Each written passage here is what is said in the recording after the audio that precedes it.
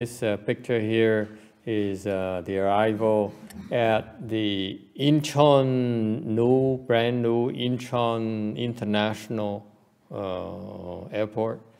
Tới cái phi trường Incheon mới xây, was opened in January, mở tháng Giêng. And you see Sang-wook here, General Sang-wook came to greet us as well as Shana. They hopped the bus and came to greet us. Hai người đi xe bus tới đón chúng tôi. And you see how happy Master Xian Trư was to look to see them again. Thấy thì hiền trì rất là vui mừng khi thấy gặp họ lại. Okay, the rest of us, which is being our happy self. And then we arrived to the China International Center. Chúng tôi tới cái trung tâm Tỳ Lô Sana ở thành phố Seoul. Và the first thing we did is come in and bow to the Buddhas in the third floor. Tới đảnh lễ Phật. And then we bowed to the abbess, xong đảnh lễ sư bà. This is our tradition, and so we bow one bow to each other, đảnh lễ nhau, lại một lại nhau. And then now it's the novices bowing to the bhikshuni, rồi mấy người kia lấy cái người sa di đảnh lễ sư bà. Okay. And then there, Shamini is bowing to us. xong rồi mấy cái người sa di kia đảnh lễ chúng tôi. Okay, so all the necessary comportment, and then we have refreshments. Chúng tôi was around, what time was it? It was around 8 o'clock or so, 8 giờ tối. Thì họ mời dùng rượu trà với bánh ngọt. Okay, and we talked about how to organize what to do for the chanchi, rồi bàn về ngày hôm sau làm cái gì. And we presented to her the shura that that we were supposed to provide to them to help South Korea. Rồi trình bày cho họ cái xá lợi toàn thân. This is a whole body shura that we were asked to bring to South Korea to help the country, đem tới để giúp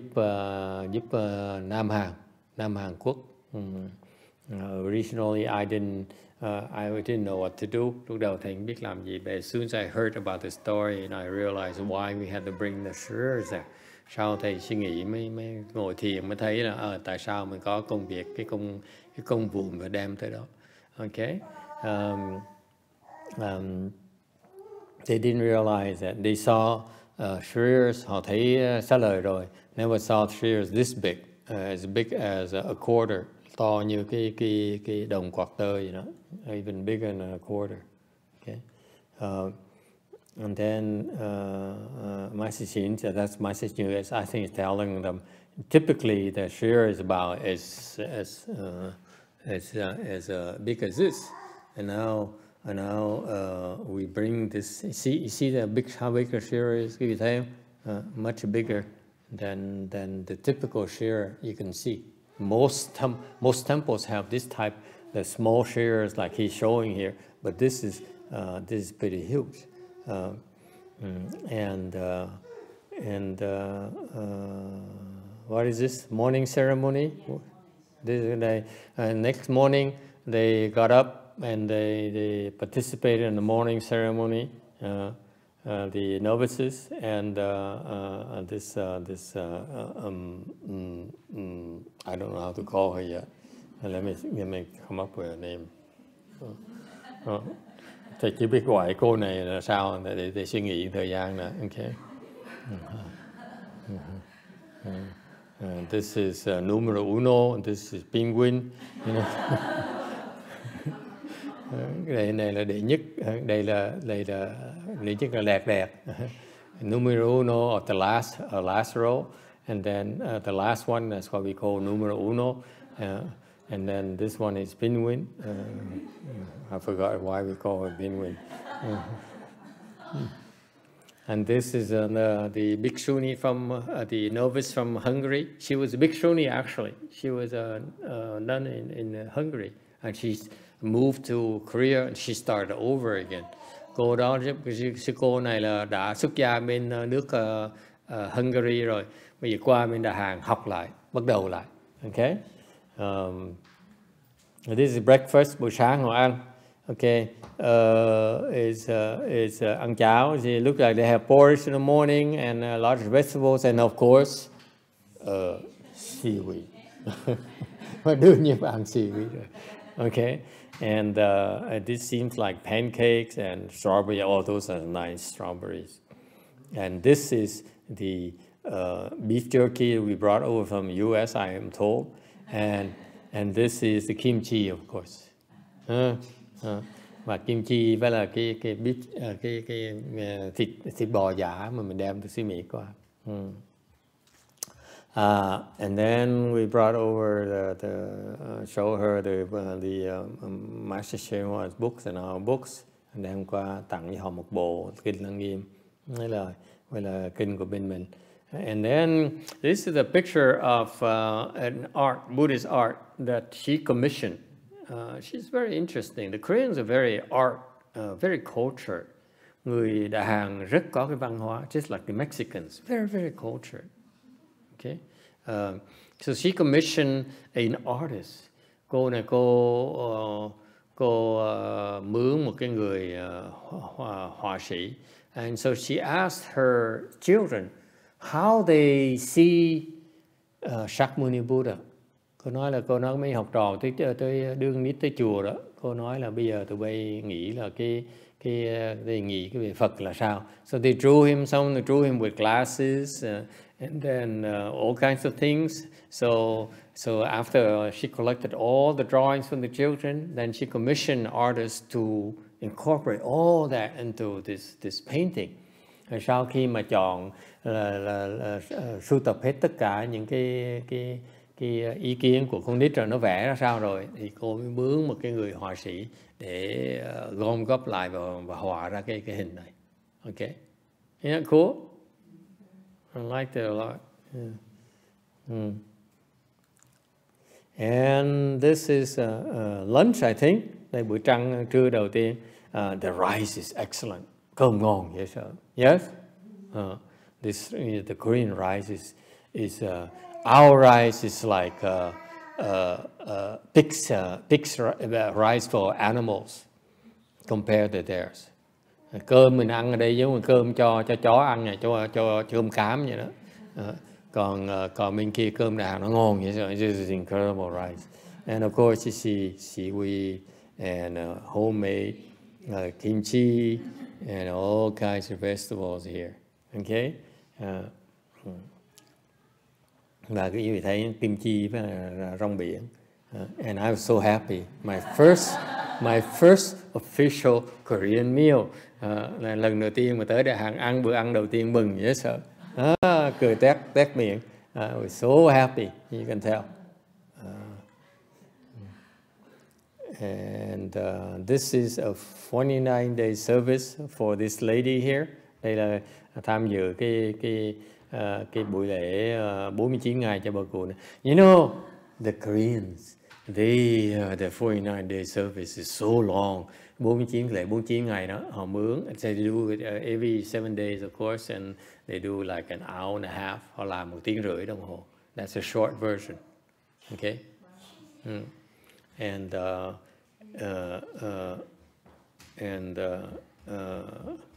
so we thought we'll participate. We offered to participate. They đề nghị they tham dự, giúp họ một tí với coi thử quan sát họ ra sao, to observe it. And let me tell you, it's very elaborate. Họ bỏ tiền ra. Of course, these ceremonies, they have to make a donation to the temple for the service. Nhưng họ phải cúng dường cho chùa. Họ trả 7 tuần để mà trả tiền 7 tuần. In Korea, you go to participate in Dharma assemblies, you pay for it. Bên Đà Hàn, cái gì mà vào tham dự mấy cái pháp hội phải trả tiền. Okay, it's a normal, common practice. But but so they're quite elaborate, but they really need to understand more than 149 days service. Thực ra họ cũng biết gì về cái 49 ngày. Just like a typical temple, they do it because our tradition, not because they really learn the Dharma at all. Họ làm theo cái truyền thống của họ, chứ họ không biết gì hết, không biết gì hết. For example, today we have 3 more of our congregation, 3 more people, relatives who passed away. Như chùa chúng ta là có ba cái người trong thân nhân, đã có 3 người có thân nhân mới qua đời. And one of them is a bhikshuni, một người đó là sư bà. And I was told that she's a very good nun. Thầy nói là đây là một cái người sư bà rất là tốt. And you know, she's in trouble. Okay, mà cái người này, sư bà này đang bị lâm nạn. It's a good thing they asked for help. May mắn họ cầu cứu chúng tôi. She's in big trouble. Bị lâm nạn. So most people don't understand the 49 day service. Thầy để ý, không ai hiểu cái 49 ngày này hết. And it's unfortunate. The monks and nuns no longer understand it. Cái người 49 ngày không ai hiểu nữa hết. Including a DRBA, ngay cái tuổi vào Mật Thành nó cũng không hiểu luôn nữa. So it's alarming to me. We need to do something about this. Quý vị phải chúng ta phải làm gì? Because it's such a shame to let this great opportunity miss this opportunity to help people go to the Pure Land. Cái cơ hội này mình giúp đỡ người ta rất là quan trọng, mà không ai hiểu cách giúp đỡ. Anyway, so they do the ceremony, but they really don't quite understand. Thế họ làm theo cái truyền thống như thế, họ không hiểu gì hết đó. Okay.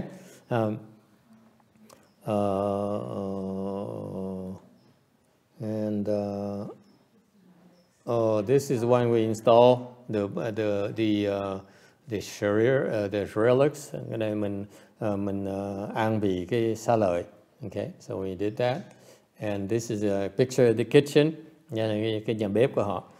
Small temple, but it's you look at this kitchen here, probably costs about $100,000. Cái bếp nhỏ như thôi tốn cả $100,000. It's all stainless steel. The way it's supposed to. Mấy cái nhà bếp phải là như vậy. Eventually, our Way Mountain will be like that as well in about 10 years. Either way we're going. Thì trong tương lai cái Sơn Tự mình cũng làm cái nhà bếp bằng stainless steel như vậy đó. Khoảng những 10 năm sẽ chắc hoàn tất xong cái đó.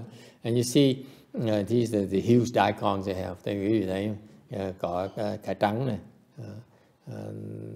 So we told that the food is one of the best, even though it's the smaller temple. Nghe họ nói kể lại là cái đồ ăn của cái chùa này ngon đó, nổi tiếng là ngon đó, mà giờ cái chùa rất là nhỏ, right? Okay, and these women here are volunteers, 5 người này, right? They're not paid. 5 người này là tình nguyện nấu ăn cho chùa. Okay. And this is đây là ông Táo. This is the Korean version of the kitchen god. He has a beard. Okay. Ông Táo này có râu. So Korean. All the Buddhists and Bodhisattva have. Bên kia cái Phật Bồ Tát á, ai cũng có râu hết đó. Okay. Very, very manly. Okay, and this is the lecture during a chanchi, trong lúc cái thiền thất đây là giảng pháp cho họ nghe, and they very respectful, they so appreciative of the Dharma. Thực sự họ nói pháp cho họ nghe, họ mừng dễ sợ, họ thích dễ sợ, họ rất là thích nghe pháp. They love to listen to the proper Dharma. You recognize it right away. Nghe chánh pháp thì hiểu, là nhận ngay được chánh pháp. Okay? and Shana was here translating, and I was speaking in English. Okay, the Koreans are very few speak English. Ít người hiểu tiếng Anh lắm. Okay, and then this is a guy from a TV station. Đây là ông này, ông từ cái đài truyền hình muốn tới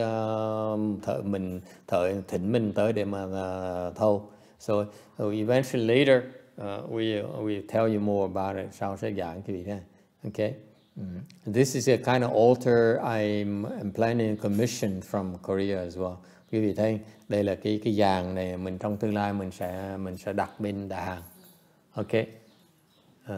We go upscale. Mình sẽ đi for Way Mountain. Quy Sơn Tự mình sẽ đặt cái giàn như vậy. But much more elaborate than this. Đương nhiên cái chùa mình nó bự hơn, đương nhiên cái giàn mình nó sẽ lớn mà nó quy mô hơn nhiều. Okay. This is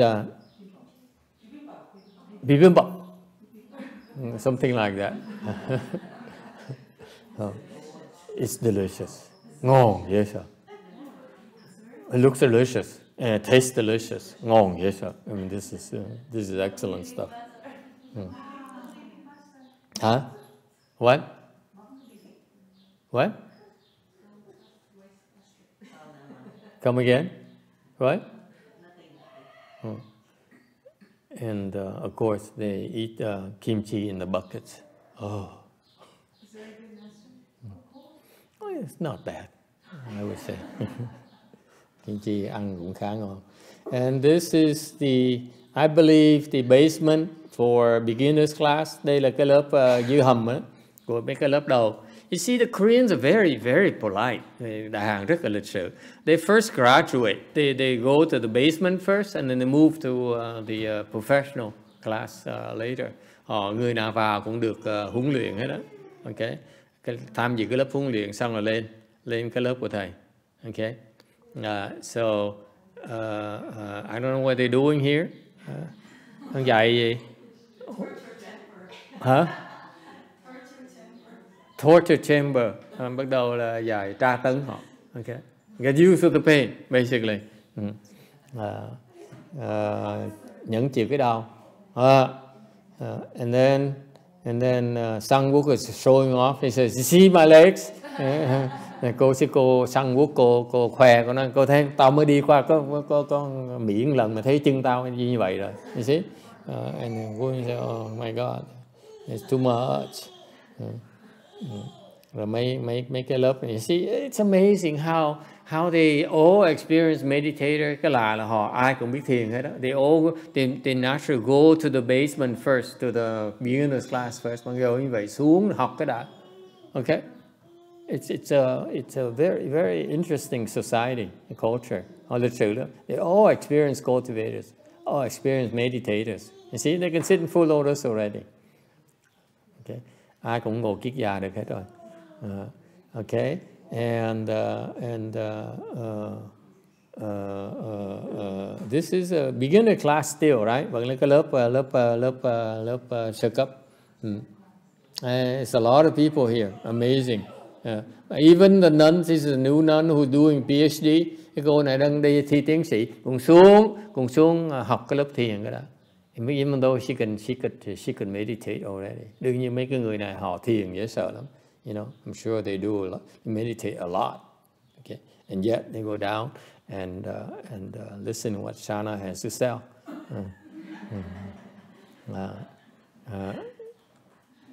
Okay, all right. So that's Vajrayana. Okay. Where are we? How do we go back here? Okay.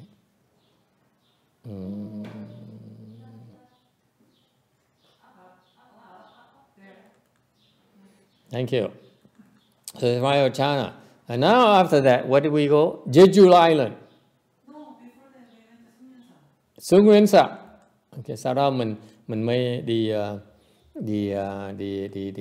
đi tới thăm cái chùa của ngài Trung Hoa. So next we went to Xuân Nguyên Sa to visit Master Trung Hoa's temples. All right. So we take a look. Coi thử. No, this is on the way to Xuân Nguyên Sa. Okay. Theansa. sorry, this one is the Daegansa. Okay, Daegansa.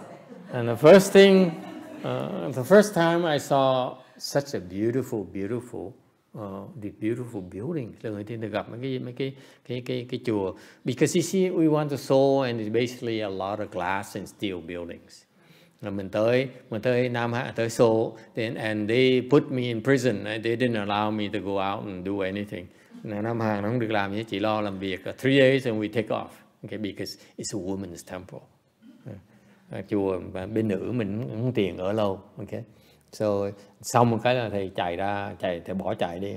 So soon we done, we run away and we rented a van, right? And we drove to Sung Rensa. On the way, we visited a few temples.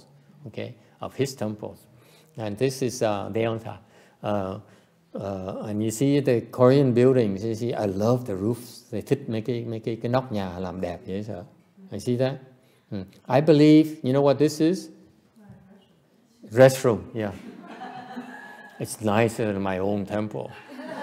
Cái phòng tắm họ mà cái nhà cầu tiêu của họ còn đẹp hơn cái chùa của mình nữa. You know? Much more elaborate. Our own temple. This is a restroom building, I believe. Okay, and these huge blocks of stone. This is these temples are in the mountain. Trên núi. Okay, the feng shui is excellent. Cái phong thủy nó tuyệt vời. It's perfect. They all have perfect feng shui. Phong thủy chỗ nào cũng là tuyệt vời. Okay, có đá. They have a lot of these stones. It's very expensive. Mấy cái này bên nó có sẵn đá, thành là in the US you probably cannot see this in US at all. Bên Mỹ thì nó thấy được cái đá như vậy. They have these retaining walls made of stones. Mấy cái chùa thường làm những cái bờ tường như bằng đá. Okay. And this is a typical Korean temple. Đây là rất là thông thường của cái chùa của Nam Hàn. Là in front of the temple you see a pond. Okay, in front of the temple you see a pond with a stupa in the middle of the pond and the bridge, going to the pond.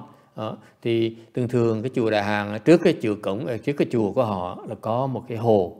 Rồi trong có cái tháp rồi cái cầu nó bắt vào cái tháp như vậy. This is typical. I was told. Người Đại Hàn là như vậy đó. Okay, typical temple. Okay, and you see how happy Penguin is. You say, oh, I'm so happy. I'm back to my kind of people. Cô này thích lắm, tại qua bên kia ai cũng nói cô này giống Đại Hàn. They all think that she looks Korean. Okay, they think that Queen Win is Korean, believe it or not.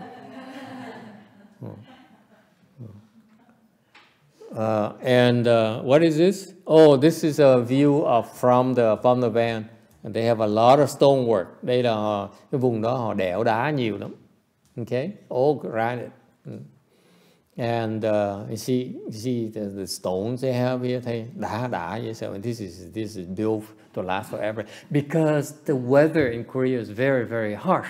Tại sao là như họ xây cất rất là kiên cố? Tại bên Đại Hàn nó lạnh dễ sợ lắm. Very very cold. Okay, in the winter. So all these things last for these temples are over 1,000 years old.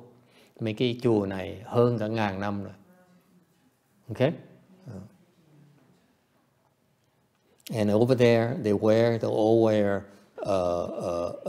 hiking shoes. Bên kia họ mang giày chứ không có mang dép như mình. Okay, because now is they walk on gravel, they walk on dirt. Mấy cái chùa thường trên núi đó, họ đi trên sỏi, hoặc đi trên đất, thành nó phải mang cái giày thường. If you wear the kind of sandals you wear, the feet will get very dirty. Mang như cái giày mà người Tàu mình mang như vậy, và cái chân nó mau dơ lắm. And the temples are squeaky clean inside, so it's a big no-no. Thành cái chùa ở trong nó rất là sạch. Thánh thể nào đi mà chân dơ như vậy. Okay. And so they build this structure here, just a house of bell. Người Đại Hàn đã xây một cái nóc nhà như vậy để mà chứa một cái chuông thôi. And I lost. This is the first time I look at this, I cried. Thầy khóc, mắt chảy. I never have anything like this.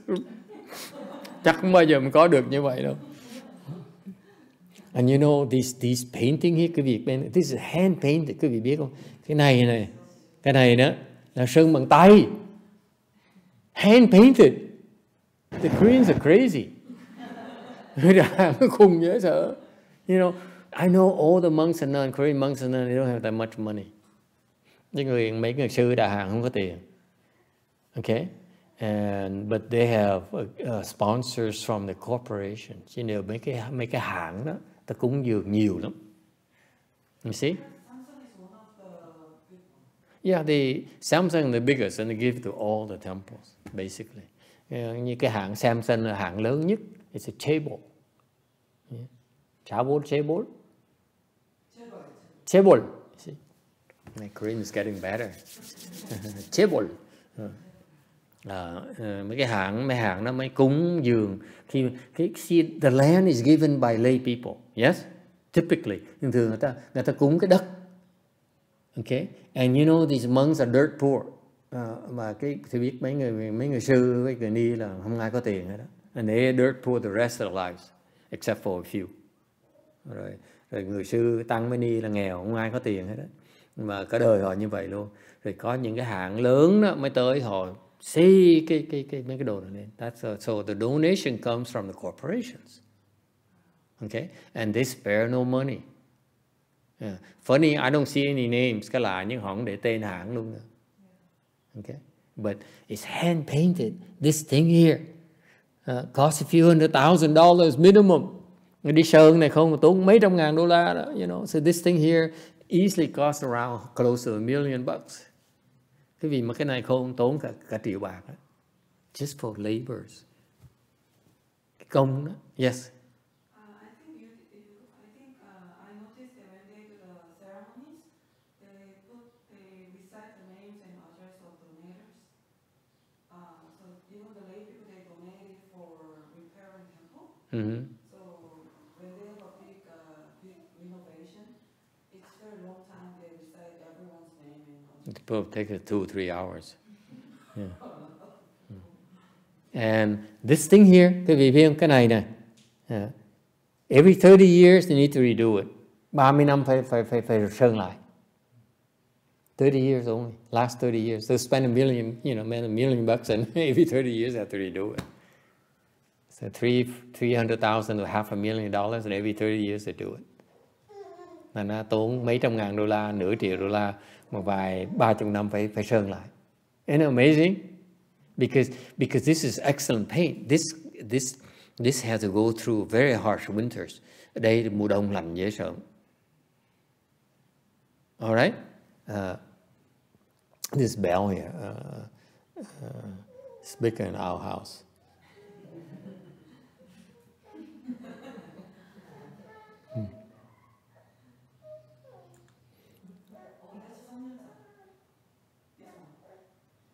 Người Xuân là sao? Đây là cái chùa bên ngài YongHua. Okay, and look at these things.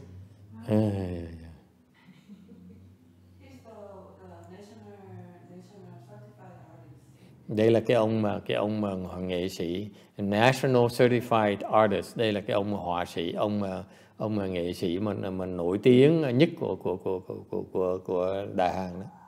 Okay.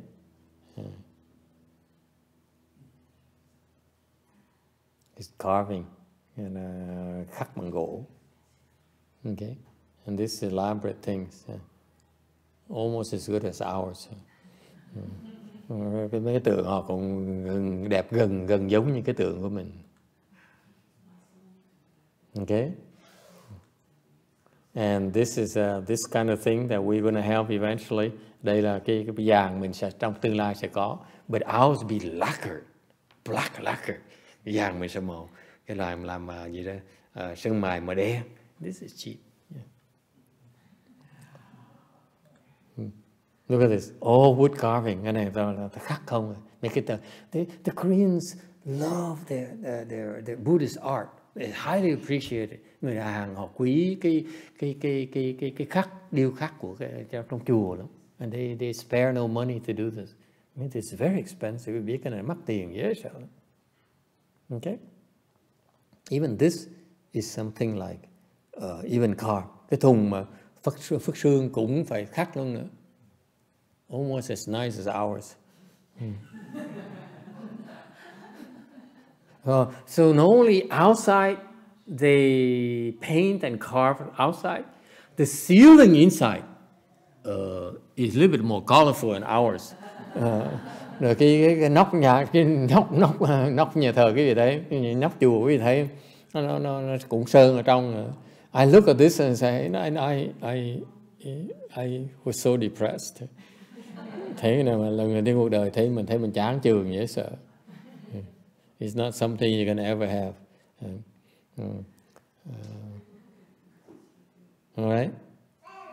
Đẹp, I mean, it's incredible. The only sad thing about it is that all buildings are very small, about half the size of ours. Thực ra là cái rất tiếc là cái mấy cái điện của họ nó nhỏ lắm, nhỏ xíu à. They don't have the great assembly Dharma that we do. Họ không có cái gọi cái đại chúng, cái pháp đại chúng của mình có, người Tàu có. The Koreans don't have it. That's why just like the Vietnamese, Sri Lankan and so forth, they all have small buildings just to build statues and that's it. Thành ra thường mấy người Đại Hà, mấy người Thái Lan, mấy người này nọ họ có cái chùa thờ nhỏ vậy thôi.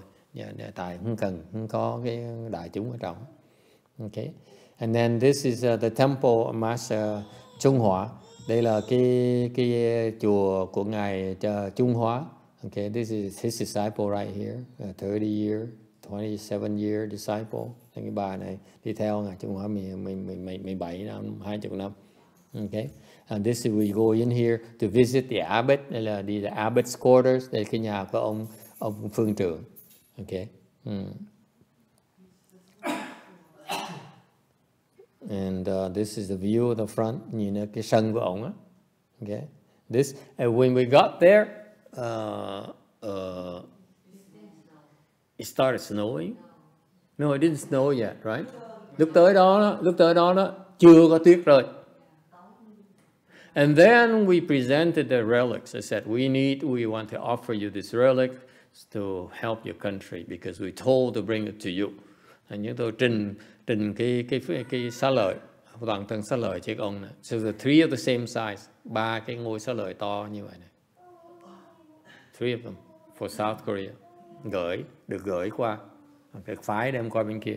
Tôi trình với ông. As soon as we planted his ears and we asked him, would you like us to do the installing the shrir for you? And he said, yes, please. We don't know what to do with it.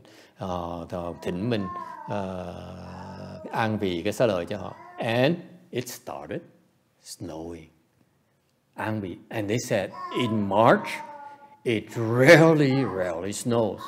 Thì họ nói là tháng 3 đó, rất hiếm mà trời nó mưa, nó tuyết nó rơi như vậy. Lots of it. Nhiều tuyết rơi dễ sợ lắm. Okay. So that's why it's very, very unusual to see this kind of snow. And this is the abbot, ông young abbot. Ông này là đệ tử ngài YongHua. Đây là his Master YongHua's picture right here. They all revere this great monk. You know, ai cũng quý trọng cái ngài YongHua lắm. They all realize he's enlightened master. Họ biết là ngài là một người vị Bồ Tát hóa thân. Okay, and so this is his young disciple. His story is that he was meditating. He became a novice. Ông sư này cũng người rất là phi thường. He's an extraordinary individual. He was a novice monk. Lúc làm sa di, he says, which master should I choose? Thì tôi chọn ông sư nào bây giờ? Okay, this is what they told us the story, and so he bowed to the Amitabha Buddha for 1,000 bows for 108 days, right? for over 100 days. Thì ông này mới phát tâm là bây giờ không biết thầy mình là ai, chọn thầy là ai đó. Thì ông lạy A Di Đà Phật 1000 lạy một ngày, hơn cả 100 ngày luôn. And then he realized he wants to learn from Master YongHua. Mới được dạy rằng là nên tới học với ngài Trung Hoa. So he went and trained under Master YongHua. Được ngài Trung Hoa chấp nhận mà dạy. Okay? And he's a very, very special monk. Ông này giỏi lắm. He sacrificed himself. Người rất là có cái tâm rất là tâm Bồ Tát. Hy sinh làm việc giúp người khác tu. He sacrificed. He worked hard to help others practice. Yes. So basically, when he was novice, their life is very busy, right? Because they have to do physical work from 3 o'clock in the morning until very late, and then he bowed after that. So as a novice in a Korean system, you do a lot of physical work all day, and then after the day is over, then he bowed 1,000 times.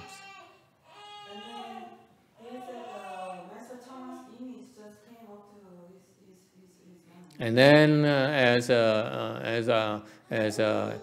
he said, after he bowed over 100 days, consecutive days, Master YongHua's picture appeared in his head, and that's how he knew who to go to learn from. Thì cái hệ thống bên kia đó, lúc mình làm sa di họ huấn luyện kỹ lắm, ngày làm việc cả ngày làm việc túi bụi như con trâu vậy đó. Xong rồi tối mới lại được 1000 lại. Thì sau hơn 100 ngày liên tiếp như vậy thì cái hình của ngài Trung Hoa nó hiện trong óc của ông biết là đây ông thầy của mình. So that's his practice. Cái hành của ông này như vậy đó. Okay. His level is pretty good. Cái trình độ khá. Thành ra he's very cold, I'm told. Nghe nói là ông này nó lạnh nhạt lắm. He says all the visitors, he's very cold towards the visitors. Ông lạnh lùng với người tới viếng nhà, với viếng thăm chùa. For some reason he's pretty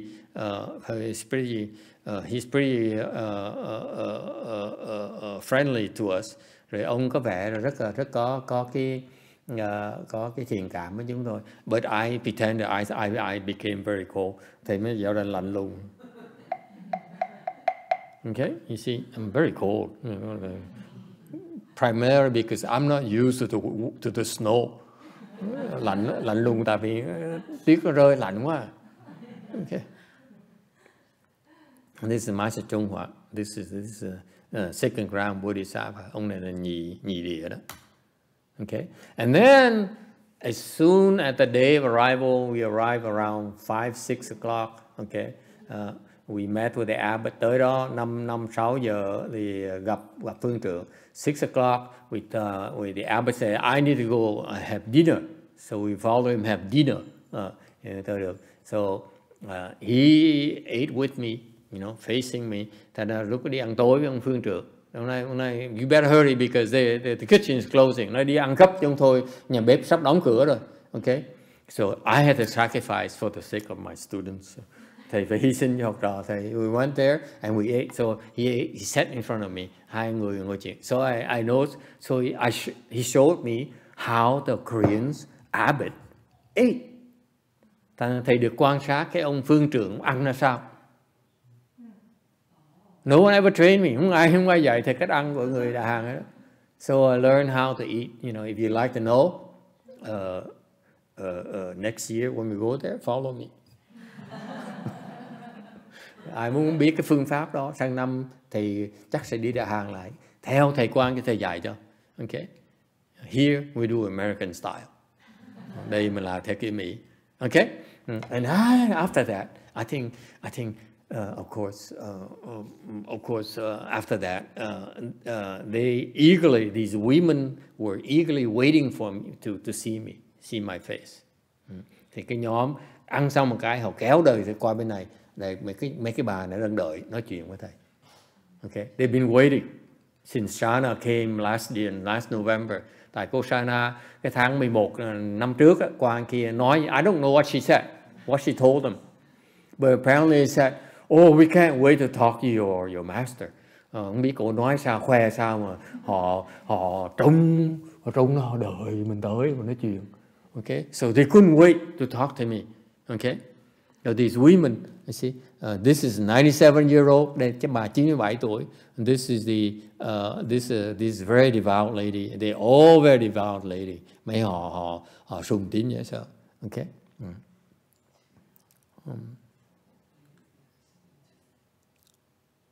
Okay, and then, như chưa hết, the abbot sent us a monk here. Cái ông phương trưởng mới gửi cái ông sư này tới. This is evening talk, okay? Next day we schedule, he allowed us to address these old women, disciples of Master YongHua. Nhưng ngay ông phương trưởng đó, ông nói đó, ông cho phép thầy nói pháp cho cái nhóm đệ tử Ngài YongHua ngày hôm sau. Để tối đó là họ kẹp nách trước rồi. But the night before, they cornered us first. Okay? Okay. Check us out first. Nghe thử cái ông này ra sao. Okay. Whether Shana sales speech was true or not. Không biết cô Shana nó láo gì mà có thể tin được hay là không tin. Okay. And then the abbot sent this monk over. This guy is in charge of ceremonies. Cái ông này làm lễ. So they have functions. Okay. Trong cái chùa họ có từng cái công việc, có từng người làm. Okay. And so this monk here had problems. Ông sư này ông sư nói có vấn đề bị bệnh. And he came and he said, I have this problem. I have this problem for a long time. Nói tôi bệnh lâu rồi. Càng ngày nó càng bác sĩ cũng làm gì được. The doctors gave up on me. Nothing else they could do for me. Bác sĩ cũng làm gì nữa hết rồi. Ông nói bây giờ tới hỏi thì bây giờ sao? Thầy có giúp được gì không? So they said, what can you do? So not only the lay people, but the abbot who was also testing us. Không phải riêng người cư sĩ mà ông phương trưởng cũng thử lửa mình luôn nữa. Okay, so he started talking. He was studying math, đang học về toán, and I think he has a degree in math or something like, có bằng toán học vậy đó. And so he asked me a question. He said, what can I do? What can Chan do for me? Nói là thiền làm sao? Tôi nói thiền thì chữa bệnh với ông. So he said, I told him, Chan can help heal you. Okay? Thiền sẽ chữa bệnh cho ông được. And so he started asking me. So I lost my temper and said, you asked me for help. You want me to teach you, but you want me to teach you only what you want to learn, not what I want you to learn. Thầy bắt đầu thầy xin hẹp. Thầy nói là ông muốn học á, thì mở miệng ra thì xin học, thầy học chứ đừng có mở miệng ra mà biểu tôi dạy theo ý ông. Okay? And the guy is very receptive for some reason, and the women were impressed, I think. But anyway, I taught him how to do chant. Để thầy dạy ông này thiền, and like next day or so, he had some results right away. And ngày hôm sau, right Shana, 24 hours, he went home and to his room and then practiced chant, our style. Thầy dạy ông cái cách thiền của phương pháp mình. He said he sat for 1.5 hours already. Ông ngồi được 1 tiếng rưỡi. Okay. Kiết dạ. Và ông nói là ông thiền một cái biết là cái sức khỏe mà nó tăng trưởng. He said after that night sit, he went back to his room and he said, trở về phòng lại ngồi thiền xong nói là sức khỏe có tiến bộ ngay lập tức. And that's why he became very nice to us. Sau đó cái thái độ đổi ngay lập tức. So that's why I warmed up to them. Thầy cũng trở thành lịch sự dễ sợ lắm. Okay? I don't care, I'm here. I don't know what to expect. Thực sự thầy qua thầy không biết là sao nữa. You know, I'm used to going wherever and people look down. Thì cứ quen cái thói là đi đâu ta xua mình như xua chó vậy đó. You see, I'm so used to being treated so badly everywhere I went. So I didn't care. And this is a beautiful snow. Thì thấy tuyết đẹp dễ sợ không? It's so cool. And they have so many buildings. This is for the drum, another building for the bell. Cái này là cái trống thôi. Cái kia có cái chuông có chỗ khác nữa. And then there's just don't And the restroom over here is even bigger than our Buddha hall. Rồi phía bên này, bên tay phải, cái hình này là có cái phòng tắm nó còn bự hơn cái chùa mình nữa. And then, actually they're nice. They arranged for me to spend the night at the place where Master YongHua was cultivating. Rồi ông phương trưởng rất là tốt. I don't know what Shana told him. Không biết cô Shana năm ngoái cô nói láo gì. I don't know what lie she gave him. She told him. But the guy was so impressed. He allowed me to stay at his master's house. Cô Sa nó gạt cái ông phương trưởng gì đó mà ông tin quá, cái ông cho thầy tới ngủ cái nhà của ngài YongHua tu đó. Okay, and then wow, so surprising, cái chuyện lạ hơn nữa. He took a look at Master Xian Tzu, the old quiet monk.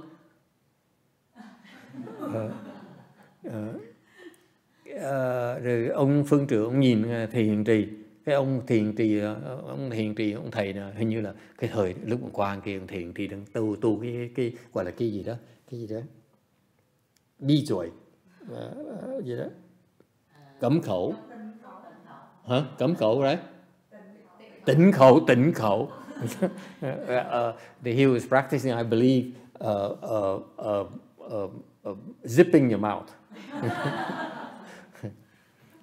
And he looked at the zipping mouth monk. He said, "You can go up there too." Rồi ông phương trưởng ông nhìn ông thầy già mới nói, ông lên đó ở cũng được. Okay, so we both share the same room.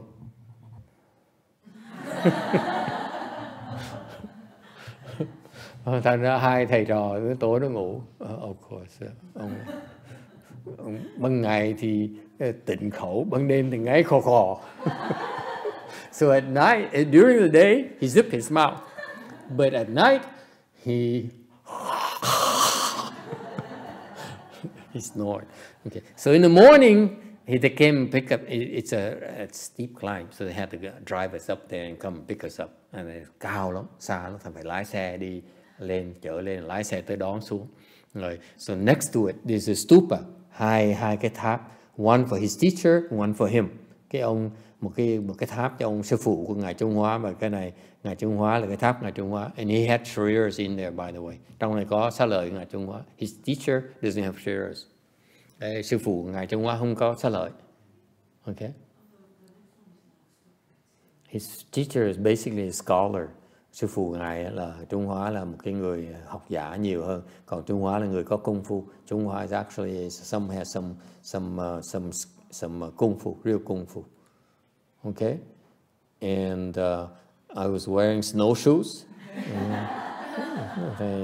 Đang đi, and it's funny. The abbot says one look at me, and he says, "You know, over here we don't wear sash." Bộ trưởng nói là thầy biết ở chỗ này chúng tôi không có đắp y, thầy tháo y ra, so we took out the sash right away. That's why we all dress like this. Okay. And this is the library. This is where Master YongHua, the house is right here. Cái nhà phía bên tay phải, and đây là cái thư viện. Okay, cái thư viện. That's where he practiced and this is work. Okay, so it's kind of cool.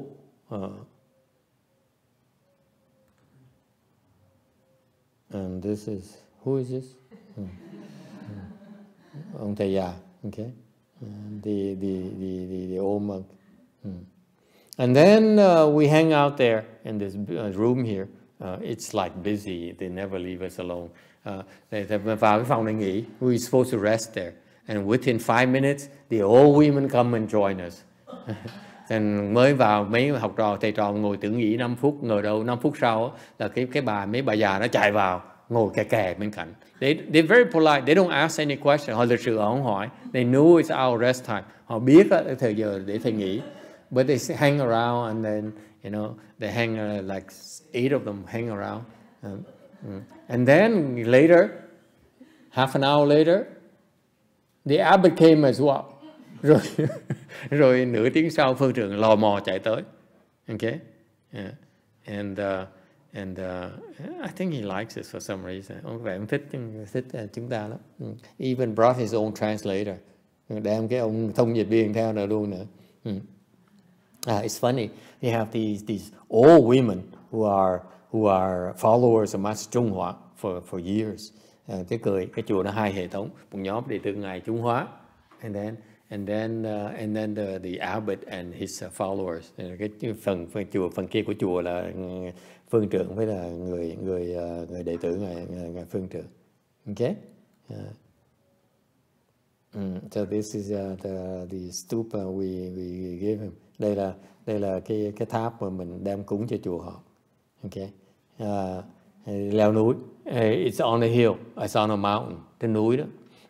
This is a yoga order. Cái nhóm này là nhóm của cái phái yoga. This has 13,000 monks and nuns. Trong đó họ có khoảng chừng 13,000 cái tăng ni. Okay, and they own 1% of the property of South Korea.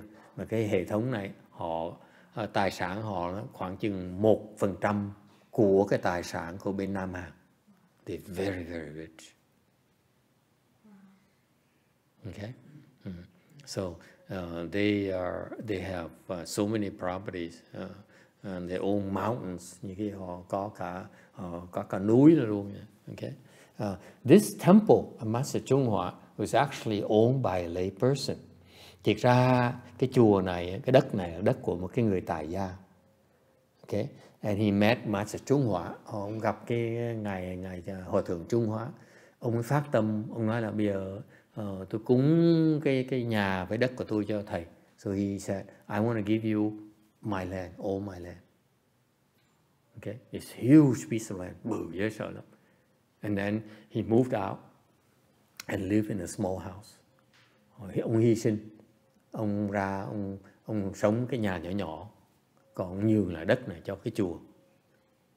Okay, that's they have so many devout. So South Koreans are very devout Buddhists. Cái người Đại Hàn, Nam Hàn họ rất là có sùng tín, thành tâm lắm. Okay,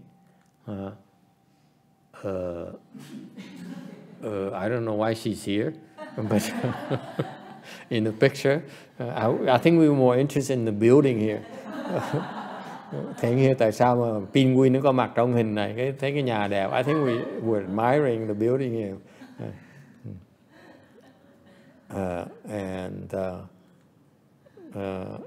This I believe is they have a section where the people was in a Chan retreat. Để cái phía mà ở bên họ tu, họ nhập thất. And this is a Chan hall for them. Và đây là cái thiền đường của họ. Okay, they have up to 20 people, khoảng như cao lắm 20 người. That's all they have. Okay, and that house actually is pretty small. Tại cái nhà này nhỏ, all the buildings are very, very small actually. Cái nhà nào cũng nhỏ vậy thôi. About at the maximum our Buddha hall, even smaller Buddha hall, nó còn nhỏ hơn cái Phật điện mình nữa. Okay, but very elaborate architecture, and they will say đẹp lắm. And so we went and looked at the room. Each meditator has a room. Okay, thì mỗi người mà nhập thất đó, có cái phòng riêng của họ. And about the size of let's see, about 1/3 the size of our dining hall. Cái phòng ăn của mình á, 1/3 của phòng ăn mình là một cái phòng là như vậy. Okay, so it's spacious, and they can enter retreats for months or for years. Họ có quyền tới nhập thất 3 tháng hoặc tới 3 năm hoặc là bao lâu cũng được. You can go as long as you want. Tùy cái lựa chọn mỗi người. And what they do is they meditate for 3 months and they have 3 months off. Họ tu 3 tháng, nhập thất 3 tháng, xong 3 tháng nghỉ hè, đi chơi, xong rồi làm tiếp. So they rotate every 3 months. Okay? And they're very supportive of cultivation. Họ rất đặc biệt là họ rất là ủng hộ cái chuyện tu hành, tu luyện. Very unusual. This is very remarkable about Korean system. Hệ thống người Đại Hàn hay lắm. Okay? They love to support meditate, the cultivators. Họ thích ủng hộ cái người tu hành. All right. Unfortunately, they don't know how to do it. Để cái này, tâm thì biết tu, nhưng không có phương pháp tu. Don't have the Dharma doors. Don't have the teachers. Không có cái người dạy. Okay. So here is the meditation hall for this is Vajra Chan hall. Okay, cái chỗ này gọi là Kim Cang thiền đường, thiền viện. Okay, and there's someone inside, so we're not allowed to go in. But I look at them, it's nothing. There's nothing impressive. Đi ngang qua thì nó muốn hỏi ông phương trưởng dự tính để cho mình vào mình coi, và trong đó có người thiền. Thì nói thôi có người thiền mở không được, thì mới coi được. Cái người thiền này chả có gì hết. So I look and say, this guy is nothing impressive. So we don't need to. Okay, and this is the Buddha hall for them. Cái đây là cái Phật điện của họ. Okay, so they have all these altars. Họ mấy cái bàn thờ nhiều lắm. Lots of altars. And the Korean altars are big. Cái Phật điện họ mấy bàn thờ bự lắm. About twice as big as that altar right there. Bằng gấp 2 for each statue. So the more statues, the bigger the altars. So basically, it's filled with altars everywhere. Thành họ toàn bàn thờ đầy hết á. Thành ra there's no space left. Thành ra không có bao nhiêu chỗ để người ta ở. Okay.